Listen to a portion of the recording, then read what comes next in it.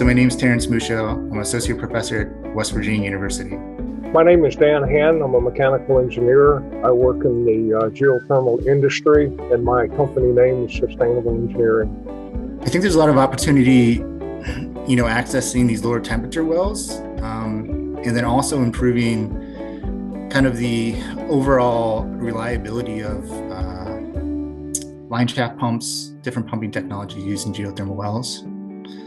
Airlift is simple. It's put a tube down the hole, blow air in the bottom of the well, and you produce fluids.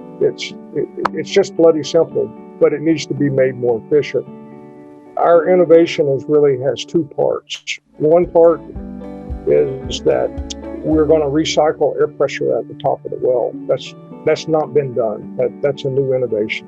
And secondly, we're going to redesign the sparger, the thing that goes in the bottom of the well, to release air in the most efficient way possible.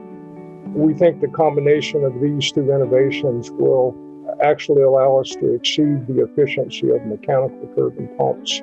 Through the American Made Network, we were able to find these companies, specifically Volunteer Aerospace, who has access to these large 3D metal printers.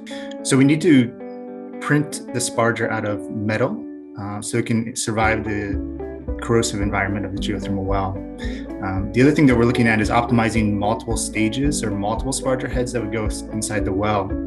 So by using the additive manufacturing approach, we can tailor these spargers for a given well, flow conditions, and what the geothermal fluid is within these wells. What we're proposing to do is to replace the very complicated line shaft and electric submersible pumps with a simple air line and produce fluids by recycling that air pressure and improving the efficiency and the maintenance and reducing costs.